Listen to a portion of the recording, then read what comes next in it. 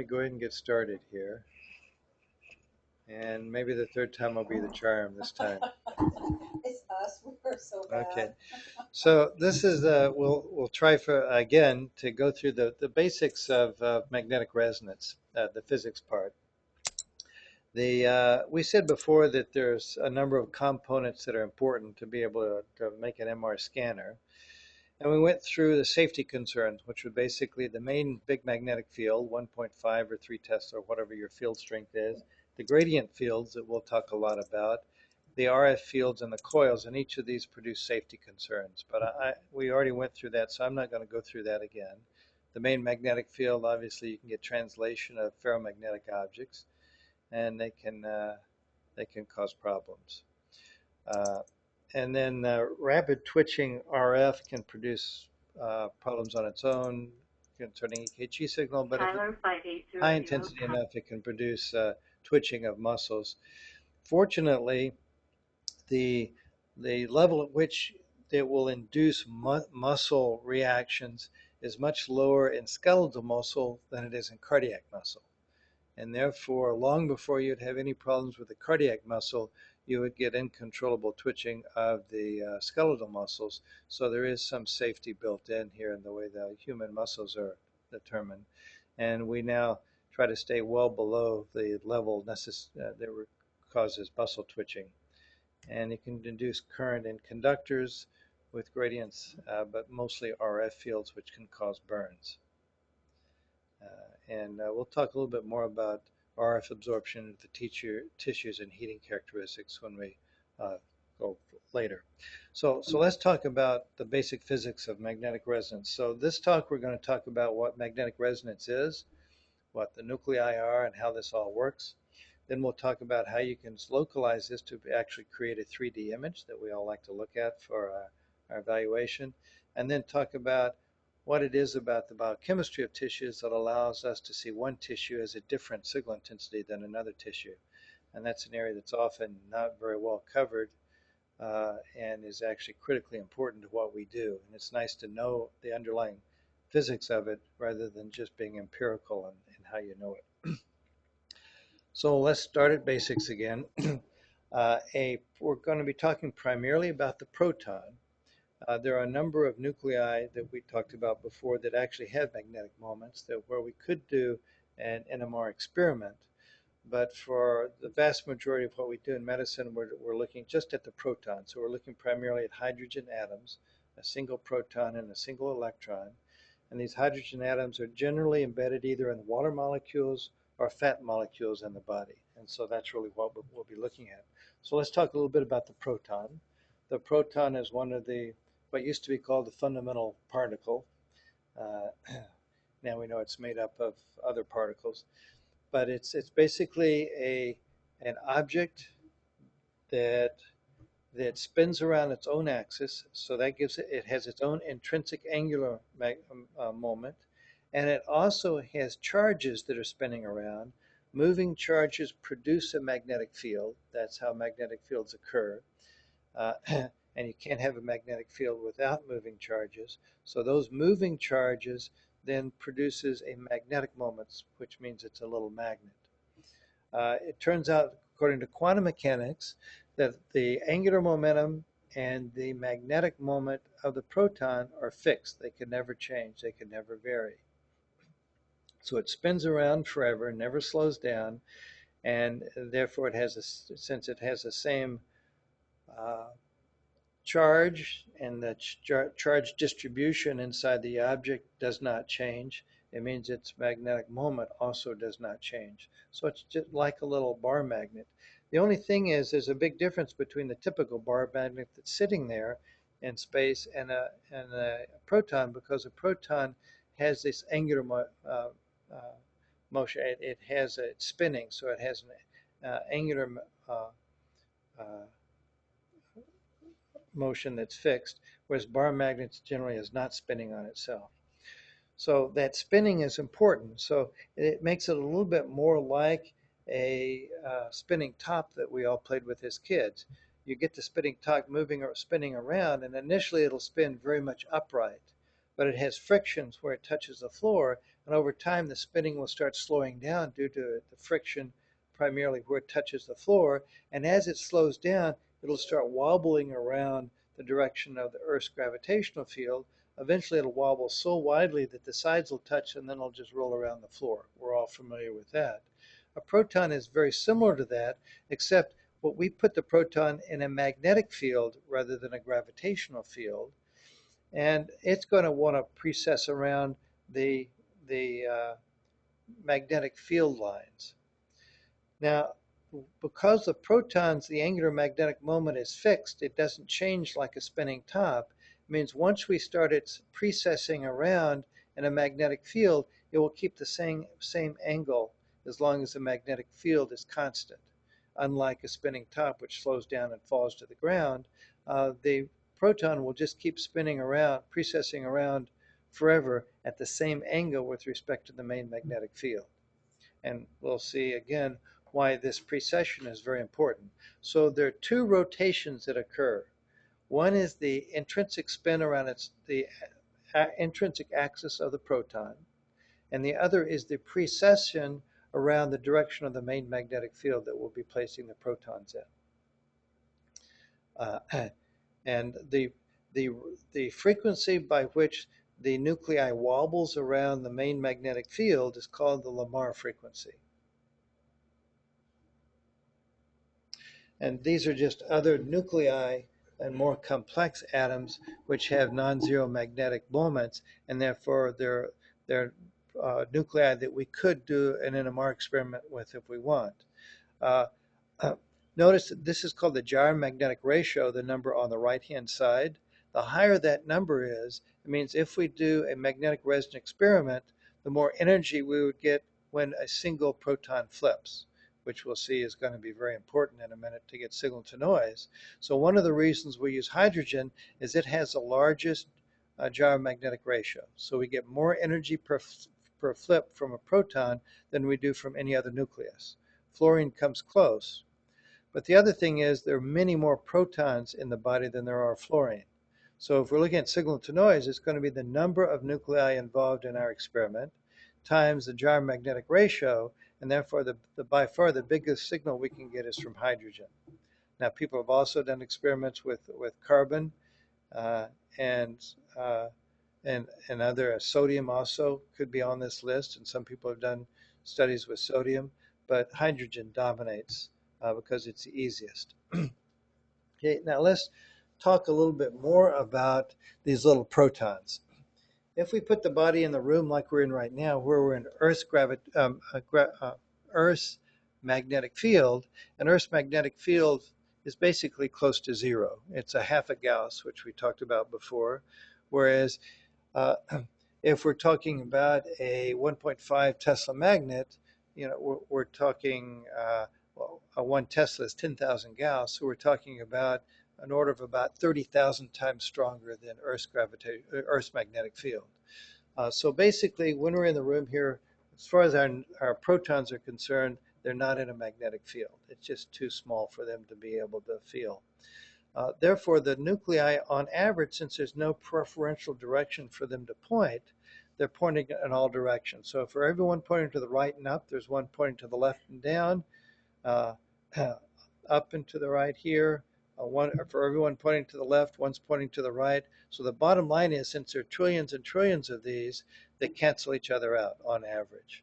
So right now, as we're sitting in the room, the bulk magnetization vector of our bodies from our protons, which is the vector sum of all the magnetic moments of all the protons, adds up to exactly zero. So our bodies are really not magnets as we're sitting here. However, if we put the human body in a main large magnetic field, then all of a sudden the nuclei are going to either point up or down according to quantum mechanics in this situation. And in this situation, we have 4 pointing up, only 2 pointing down, and uh, and therefore, if we average them out, it comes to non-zero. We have more nuclei pointing up than we have pointing down, and therefore our bulk magnetization vector, the vector sum of all of our proton magnetic moments, is now no longer zero. It's positive and it's pointing in the up direction. Now, right after we go in the magnet, there is nothing in the magnetic environment to let the nuclei know what's y and what's x direction. We've told them what the z direction is because they're in a big magnetic field that points in the z direction. So the nuclei then, as far as where they're pointing in the XY plane, for everyone pointing to the left, there's one pointing to the right, and so the XY component of all of these little nuclei cancel each other out. So the bulk magnetization vector is non-zero and is pointing in the z direction. And there is no XY component at this particular time. So once the human body is put in the magnet, our bodies become magnets themselves. We have a magnetic field that points in the same direction as the main magnetic field. Okay. Now, and that would be exactly if the human body were at absolute zero temperature, minus 273 degrees Celsius or 0 degrees Kelvin, there would be no thermal vibrations. And in a case like that, all of the nuclei would be pointed in the low energy direction. And we'd have a huge bulk magnetization vector. It would be all of the trillions of nuclei times the nuclear magnetic moment would be the size of the bulk magnetization vector. But as we talked about a little bit last time, that's not the situation in a live human being. In a live human being, we're much closer to 280 degrees Kelvin, which is actually very, very hot on a molecule basis. It means all of these nuclei are banging together against each other very violently. And every time they bang against each other, they spin out of control, and the direction of their magnetic moments become randomized. And therefore, if we actually look at what's happening, if we're at zero field, if we're not in a magnetic field, they're randomly oriented. The same number are up than or down. If we put it in a lower magnetic field, it turns out that we have a few more in the low energy direction than in pointing up rather than pointing down, but it's only about 3 per million. So it's actually a small number of nuclei that are added nuclei that are in the low energy position than in the high energy position. Now, again, if we cool the body down to absolute zero, then all of the nuclei, all 2 million, would be pointing in the low energy direction. But now if we go to 1 Tesla at body temperature, it turns out we have now about double as many nuclei on average that are pointed in the low energy direction. And then if we go to 1.5, it's close to 9 times. And if we go to 3 Tesla, we'd be up to about 12 per million. So as you go to higher and higher magnetic fields, the magnetic force is stronger, and it's able to overcome some of the randomization that's due to the thermal vibrations inside the object. And therefore, as you double the field strength, you're going to double the average number of nuclei that are going to be in the low energy state. And we'll see in a minute that when you do that, you're going to be increasing the signal to noise. Because the more you have, the more excess population you have in the low energy state, when you go do the resonance, you're going to have more on average flipping, which gives us more signal, which is going to give us better signal to noise. So the main reason that high field scanners give better signal to noise than low field scanners is because the high field is better able to overcome the randomization that's being caused by the thermal energy inside the system. Okay. Okay, so we have a situation where we have the human body in a magnet. On average, we have about 6 per million nuclei in the low energy state versus the high energy state, and it's up versus down. But after we put them in there, their XY components are randomized. Now the resonance occurs if we put energy into the system that's at the right level so that we can cause nuclei in the low energy state to flip to the high energy state. Then they absorb that energy and they start flipping. And it turns out when you do that, that same energy can cause an object in a high energy state to flip into a low energy state. So once we put in this energy, it will cause everything to start flipping. And it just turns out, as we talked about before, that what you have to put in is a photon of energy, where that photon, the energy in that photon is equal to the energy difference between the up and the down states of the proton. Now, the other thing that's important, which if we look back here, that the higher the magnetic field you have, the bigger the energy difference is between the high energy and low energy states. That's why there's a higher population when we go to high field, because the energy difference is higher. So, so therefore, if we put in now so what has to happen is now for the nuclei to flip, they have to absorb a photon, and the energy in the photon is equal to h times the frequency of the photon, where h is a constant that we don't really have to worry about right here. But what it means is that you have to have a photon that's shining on the object or going through the object that has the right frequency, so it has the right energy, so that when a nucleus can absorb it, it can switch to the other state. So that and it just turns out that at 1.5 Tesla, the Lamar frequency is 64 megahertz, which we talked about before.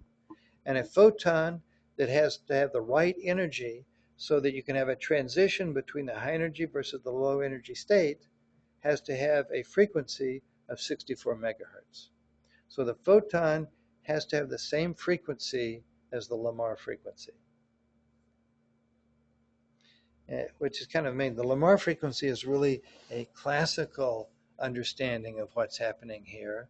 The energy difference here and the photon energy is really a quantum mechanics description. And it turns out the two descriptions in this particular case come to the same result.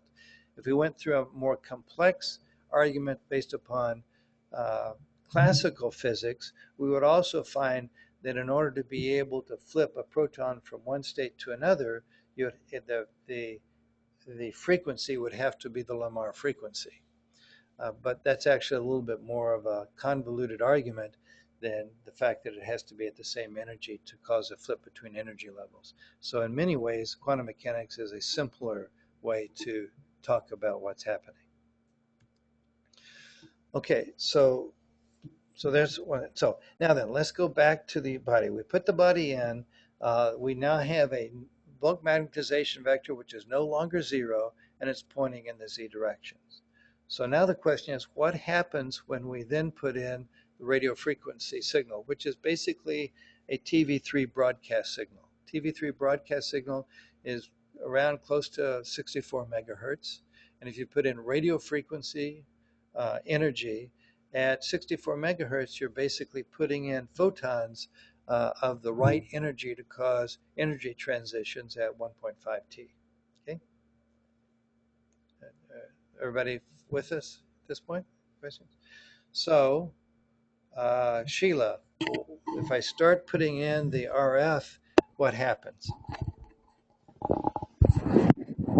So if you start putting in the RF, then they're going to start, I think that more of the protons will start going toward the bulk magnetization vector. I think that they'll all. I don't understand what you mean. I think that they'll all start resonating in the direction of the Z, in the Z direction. I think. Okay. Now, they don't, well, let's see. Resonating at the Lamar frequency. Okay, but they're precessing right now at the Lamar frequency without any RF being put in at all, right? Okay. And that there are more pointing up than there are pointing down in this example. Then if we, when you put in the RF, then they start resonating, which means some start flipping. So some that are up flip to down, and some that are down flip up, right? So they start flipping. That's one thing that happens. what else happens? Then they'll start changing direction as well. I'm not sure. Well, but they're changing direction. They're precessing all the time, so they're changing direction all the time. That more will align together. Oh, I guess precessing. Okay, so listen. So what happens is the nuclei start flipping from up to down, and they're going to be more right now more in the low energy state. So more from the low energy state are going to flip to the high energy state, and some from the high energy state are going to flip to the low energy state. But what happens then if we give in just the right amount of energy, the more the high energy, more the low energy state will flip into the high energy state, and if we just give the right amount, we can get it so that the two states will be equal, so that there'll be same number up that are down. When that happens, Mike, what's the bulk magnetization vector Z component going to be? 0. So at that point, the Z component is going to be 0. Okay, Susie. Now, what's happening to the XY component when all this is happening? The XY component, they're starting to spin, so the XY component can't. The XY component will elongate as the longitude component decreases. So, as the up and down populations equalize, this RF that you put in is going to cause the nuclei, as they precess around, to start precessing around in this together. Initially, they're all randomized in the XY plane, but as you put in the RF, it's going to force the nuclei to start precessing around, not in a random fashion, but they're all going to point in the same direction in the XY plane, and they're all going to precess around in phase. So now, if you look here, before we start, we have more up than we have down, but for every one pointing to the left, there's one pointing to the right. Now, if I put in a 90-degree pulse, which is just enough so that we equalize the up versus down, so the Z component goes to 0, what happens is the XY component becomes maximum. And if you look at this, all of the nuclei before, for one pointing to the right, there was one pointing to the left, it canceled out. Now notice that all of the nuclei are pointing to the right. And now they're going to all precess around in phase. So when we call about them being in phase, it means that in the XY plane, they're all pointing in the same direction, and they're precessing around at the Lamar frequency all in phase, all together. And therefore now we have 0 Z component of the bulk magnetization vector, but now we have a non-zero XY component. Sean, now what happens to the bulk magnetization vector right after we've given the 90-degree pulse? It's the I guess in the X or the Z plane, you'll start they'll start growing back to the normal equilibrium. So they'll start becoming that less happens. equal. That happens slowly. What happens before that? Then they dephase in the XY plane. So they start spinning at different. But what about right after the 90-degree pulse, before they start dephasing? What is the bulk magnetization vector going to do? Or is it doing? Well, it's spinning in the XY plane. Right, it's spinning around in the XY plane. Yeah. In fact, in reality, as we were given the 90-degree pulse, instead of the bulk magnetization vector just flopping to the side, it actually spiraled down to the XY plane. So as soon as we have any XY component at all, as soon as even some of the nuclei are in phase, we get a non-zero XY component, and anytime you have any XY component, that component has to precess around at the Lamar frequency.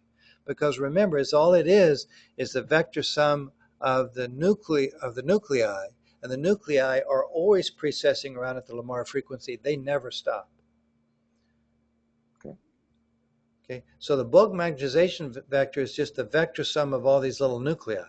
The nuclei are always precessing, never stop precessing, and therefore anytime you get anything in the XY plane, it has to be precessing around at the Lamar frequency. So we rotate this into the 90 degrees into the XY plane, but immediately it's spinning around at the Lamar frequency. Okay, so we knock it down the XY plane and it's spinning around at the Lamar frequency. Okay, so let me just kind of point, just 1 second. Okay, let me just kind of point this out one more time. So here we are, here are the nuclei, and I put little circles of precession around the where the tip of the vector is. So all of these little that vector tips are going to be precessing around at the Lamar frequency. The main magnetic field is up and down, and this just shows where the nuclei. And before we give the 90-degree pulse, notice that for everyone to the right, there's one to the left. For everyone that's up, there's one down. For everyone up and left, there's one down and right.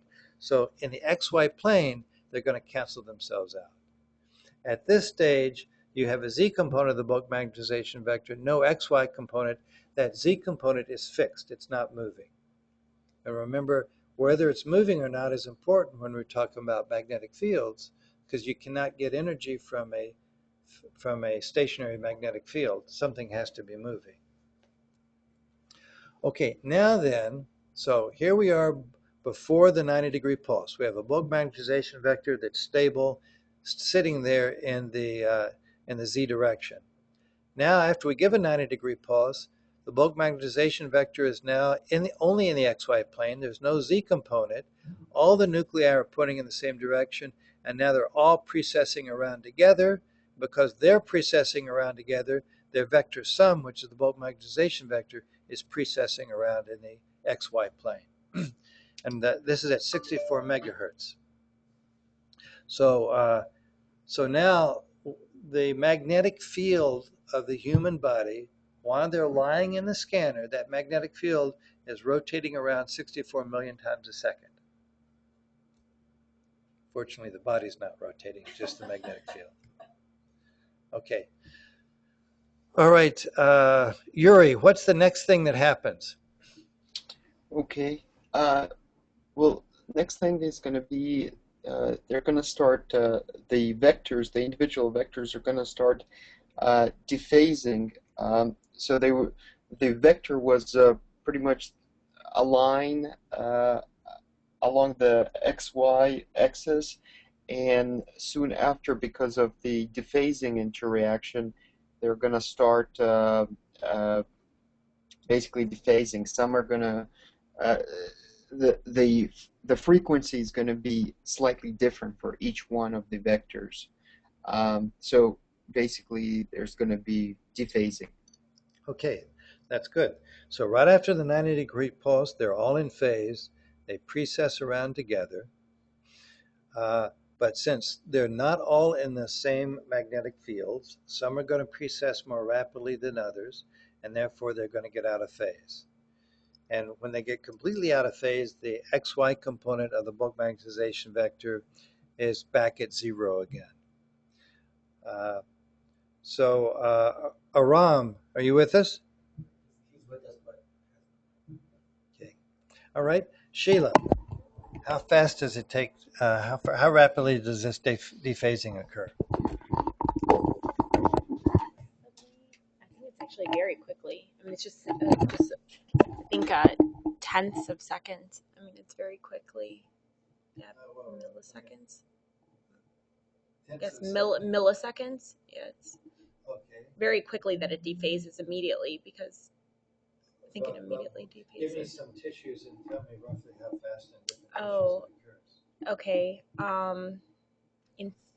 I guess in fat it would be. How quickly? Well, what's the number that we talk about when we talk about how rapidly they dephase? What's it called? T2. Okay, and what are T2s of different typical tissues? There's. Oh, You know numbers? I know. Okay. No, I don't know the numbers. So by definition, T2 is the time it takes to drop the the XY component of the bulk magnetization vector by one standard deviation, which is roughly 62%, something like that, in the 60, almost 2/3. And that typical times in musculoskeletal tissues vary between about 30 to 90 milliseconds, something like that. If you're in free water, and we'll talk about why later, it can go up to around 2,000 milliseconds. But in most tissues that we deal with, it's somewhere in the range of 30 to 60 milliseconds. Okay, so that occurs fairly rapidly. This just shows us. Okay, now, Michael, why have we made such a big deal about the XY component of the bulk magnetization vector?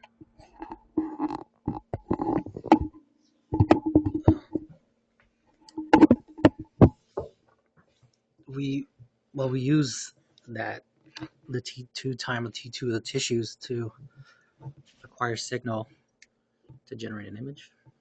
Yes. Okay, how do you generate the signal? How does that generate the signal?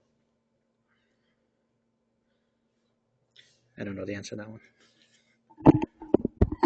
Okay, as I kind of said before, if you have wires around space and you have a magnet, and the magnet is stationary and the wires are stationary, there's no energy transfer, right? So let me ask a question. Susie, how do we generate electric current so that we can plug our computers into the wall? How's that electricity generated? Flip on the switch. Okay. How does the switch people generate the electricity? They burn coal, or they can do it hydroelectric or wind power. Okay. How do you take coal and generate electricity out of it? You burn it. I can't. So let's talk about how you generate electricity now. Let's just say we're at Niagara Falls. So we'll do we'll be green here and do hydroelectricity. So you have a river up here that's at a high elevation. It drops down over a falls into a lower elevation. So now you've got a big energy difference, a potential energy difference between water up above and water down below. That falling water has a tremendous amount of power in it. So if that falling water goes through a turbine, it'll cause the turbine to spin, right? If you then hook that spinning turbine up through gears, you can hook it up to a magnet, just like a regular bar magnet, and that'll cause that magnet to spin around in space, right? That's what the falling water can do. Now, if you put coils of wire near this spinning magnet, that magnet will then take electrons and drag them through the wire, and that will cause a current to be generated in that wire. And then you take that and you connect it through transformers and so forth into the house, and you can plug right into it there. But what's happening is you have to require a spinning magnetic field. That's what generates current in the wires. So Michael, getting back to why the XY component is important, why do you think that might be important? So you've generated a moving magnetic current in the XY component that you can get. So the XY component of the bulk magnetization vector is a spinning magnetic field. Just like this magnet here produces a spinning magnetic field. So, Sean, if I put wires around the body after I've given a 90-degree pulse, what kind of current would you expect the bulk magnetization vector to induce in the current in the wires? Well, I guess you'd expect them to induce a current that's like, well, yeah, you'd expect them to induce a current that would be, then you could take and Right. and turn it into a signal, as an image. So if I put a coil then around the knee, and I put in a 90-degree pulse, and if we just hooked an oscilloscope up to that coil, the current that would come in that coil would look like this. And Yuri, what frequency would this current, this oscillating current be in our oscilloscope? 1/64. 1,000? Well, it would be 64 megahertz. Okay, The okay. frequency here would be the same as the Lamar frequency, because that's the frequency at which the bulk magnetization vector is spinning around in space. So it's just like if we go back here, uh, the frequency of the current in this wire is going to be based upon how rapidly this magnet is spinning around. And we all know that that's 60 times a second in the United States. So we have 60 cycle current in the US. So this rotates 60 times a second, and this rotates 64 million times a second. So this is what the current would look like. So having the T2 component of the bulk magnetization vector is critically important. Without that, we would not be able to do an NMR experiment. And therefore, that precession of the nuclei around the direction of the main magnetic field is critical, because it's that precession and causing the nuclei to go into phase, which actually gives us this XY component of the bulk magnetization vector, which can generate the signal that we can see in a wire. Okay? Now, oops, let me go back here. Oops, didn't mean to do that. There we go. Okay, now, in a typical magnetic resonance experiment, it turns out, especially using kind of standard technology, it's difficult to see this initial uh, signal coming back because it tends to die out very rapidly. It turns out it dies out much, much faster than the actual T2, and we'll talk about why that's the case. It dies out at a exponentially at a constant determined by T2 star. And in this particular area, it's hard to do to actually detect this signal because it's very close to all of our RF pulses, which then tends to produce a lot of ringing and things in the electronics. So the easiest thing to do is to block this out and to look at signal that we can generate at a time that's separate from the 90-degree pulse.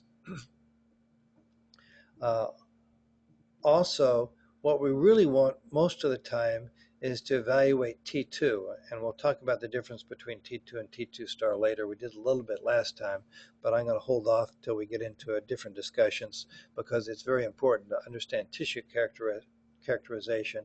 It's very important to understand the difference between these two. But most of the time, what we're really looking for is T2. Now, the T2 star is actually the very rapid dephasing, which is due to two primary reasons why the nuclei are in different fields. One is a time dependent, and the other is time independent. The time independent means that the nuclei are fixed in a field that doesn't change in time, but it's different from the main magnetic field. And in the body, a lot of that occurs because we have cell membranes, we have tissues with slightly different uh, susceptibility, or susceptibility is just defined.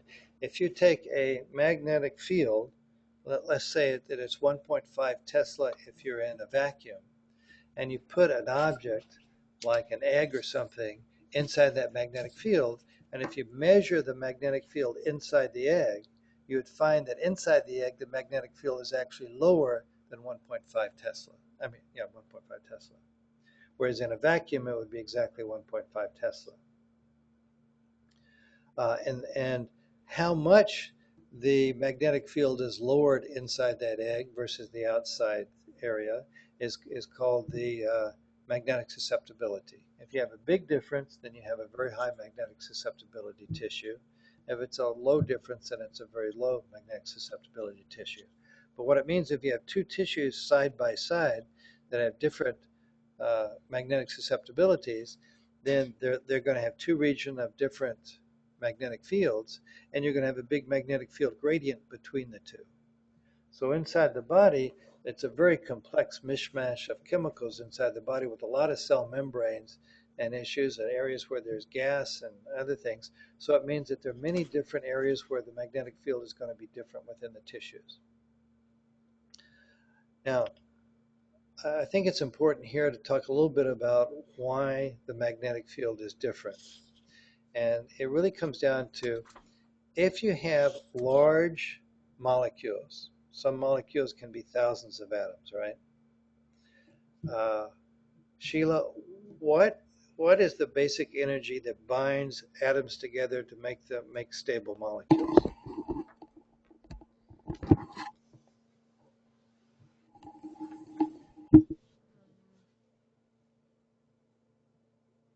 I don't even remember. To be honest, I don't even remember. I know, I don't remember. So what are chemical bonds? Okay, Like but between atoms, if you have like a well, let's make it simple. Let's talk about a water molecule. electron and a proton are attracted. I mean, like a negative and positive are attracted. Well, now you're talking about inside a single atom. So, well, okay, let's start. So, what's a nucleus? So a nucleus has the electrons within it. Electrons and Oh, protons. no, okay. A nucleus Neutrons and protons. is the center of an atom, and it's made up of primarily of protons, neutrons, and some other stuff that kind of glue the two together. Uh, and the the different elements are different elements because they have different numbers of protons. And you can have different isotopes of elements. The different isotopes are elements that have different numbers of neutrons inside the atom. So if we start simple, the hydrogen is the simplest atom. Its nucleus is composed of a single proton in the most common isotope, and it has a single electron around it. Electron is negatively charged, proton is positively charged, and they're held together by electrostatic charges. And they're in a situation where they don't fall together because in quantum mechanics, the electron has to be in defined orbitals. And the lowest orbital state is one where the electron is spinning around the nucleus in a spherically symmetric shell. Now, if you put the energy in that can be absorbed by the electron can actually jump to a high energy orbit, which is a much more complex shape than a sphere.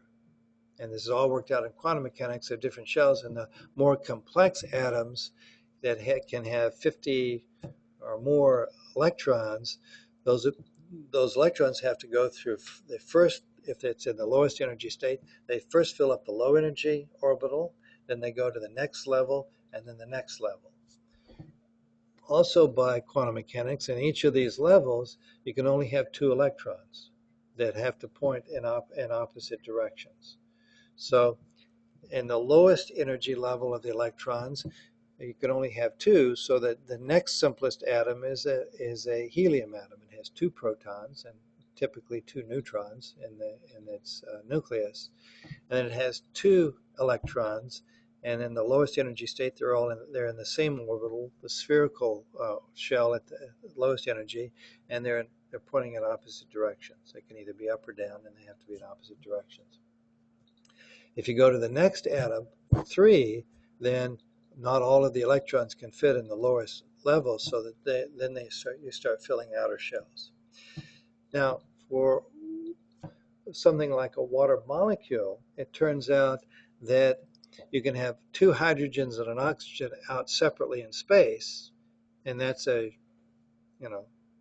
say moderate energy level. But it turns out if they come together, you can actually go to a more stable or lower energy configuration if they combine together, where you have the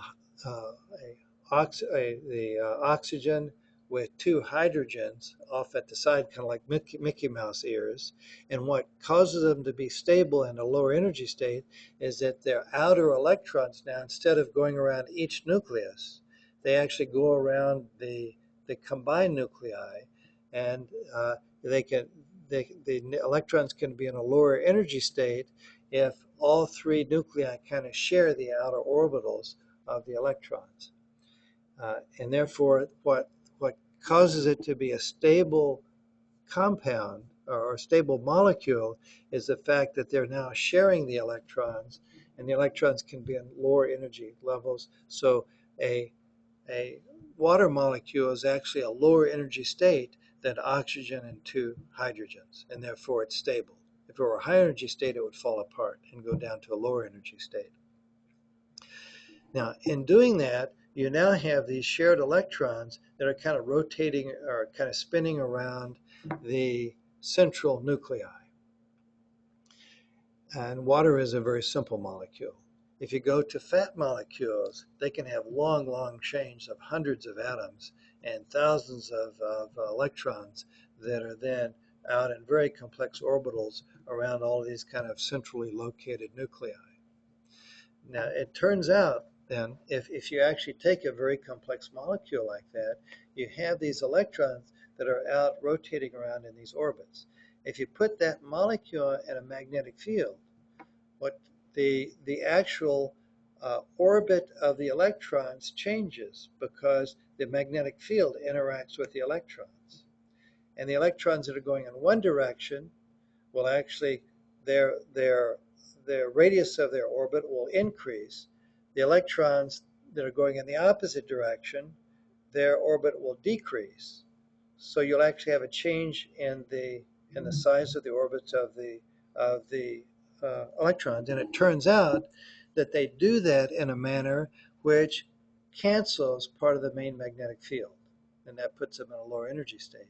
And therefore, it's a change in the orbits of the electrons which actually produces a magnetic field that helps cancel out the main magnetic field, and therefore the exact magnetic field inside this electron cloud is going to be smaller than the magnetic field outside that electron cloud. And those are called shielding electrons because they shield the inside of the molecule from the main magnetic field. And why is that important? That's very important, and this was all worked out by the person who won the Nobel Prize for NMR, or one of the people who did it, Ed Purcell, among many other people, but he's the one who really characterized this best, I think. And then, therefore, if you do a spectroscopy experiment, now an MR spectroscopy experiment is really the following. You put a compound into the magnetic field, and you then scan the compound by doing a magnetic resonance experiment, but you do it at different frequencies. So you gradually increase or decrease the RF that you apply, and then you measure the amount of energy that's absorbed, that is whether or not you're getting resonance, as a function of frequency. And you'll get then a curve where you have big peaks of absorption and then troughs that come down. We've all seen spectra, MR spectra, when you're on neurorotation. I'm sure you saw it of tumors. But then it turns out, since every molecule has a different configuration of the shielding electrons, and the nuclei, in this case the protons, that are embedded at different locations inside that complex molecule are all at slightly different magnetic fields, it means that every compound is going to have a different fingerprint when you look at its spectrum, because the nuclei will only absorb frequency when that RF is right at its Lamar frequency. So a lot of chemicals have a fingerprint that's their MR spectrum, which uniquely identifies those molecules.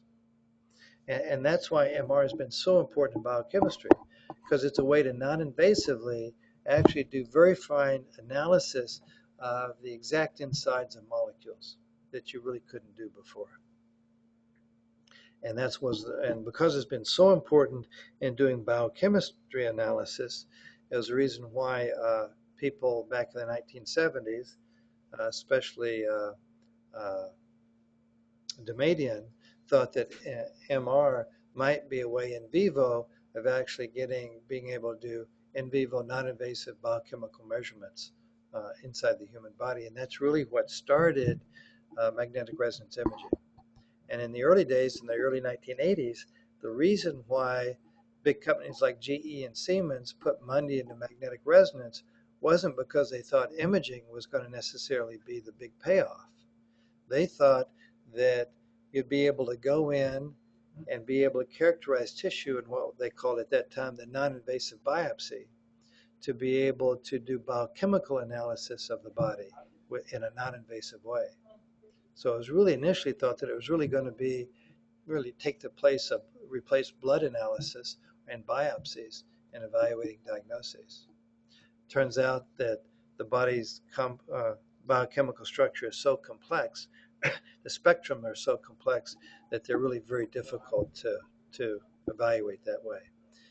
You really need more pure samples really to do good biochemical analyses, though in time I'm sure we'll figure it out.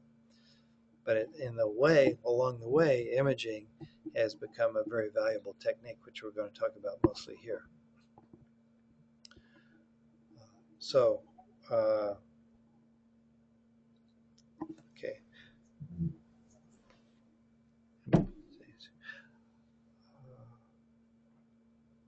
So let me just talk a little bit about a pulse diagram here.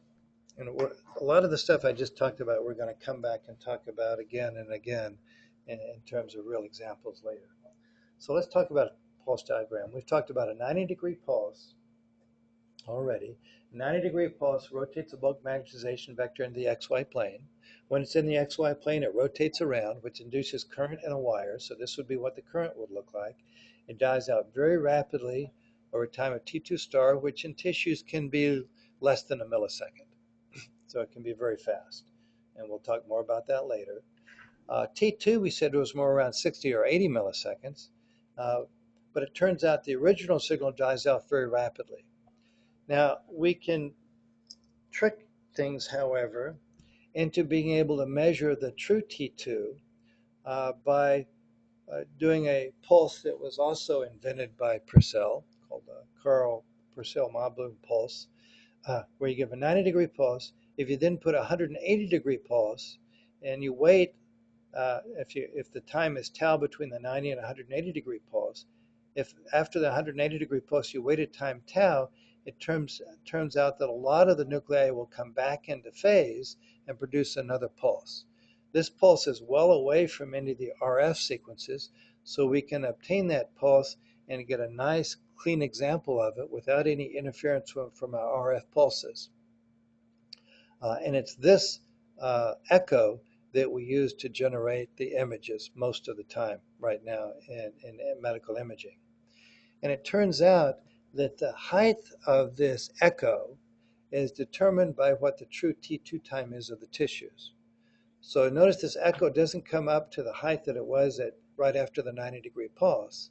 It's been lowered, but it's been lowered by physical chemical processes which cause the dephasing from T2.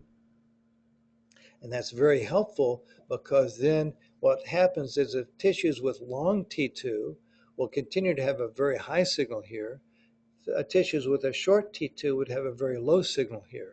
So now we'll be able to distinguish two different tissues based upon whether they have different T2 times. And that allows us to really be able to get contrast within images. So today I've tried to go over what basic magnetic resonance is, kind of how it works in the body, and how we can get energy out of it on a wire. Now, right now, all we have is an electrical signal from a single wire. And that signal comes from all of the nuclei inside the body. So I want you to think about how you would do this. What we don't want is just a signal from the whole body. That gives us one voxel that includes the whole body. What we need to know is we need to dice that energy in that signal, that electrical wire, that electrical signal on the wire. We need to determine where that signal is coming from. Is it coming from the head? Is it coming from the foot? Is it coming from the right side? Is it coming from the left side? So think about how you're going to take that electrical signal in that one wire and determine where the signal is coming from so that you can do a three-dimensional image. And we'll talk about that tomorrow. Okay? Any questions? And a lot of this other stuff that was very confusing that I just talked about, we'll come back and talk about later. Okay?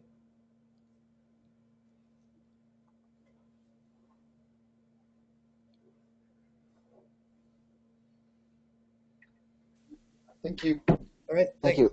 Thanks. Thanks.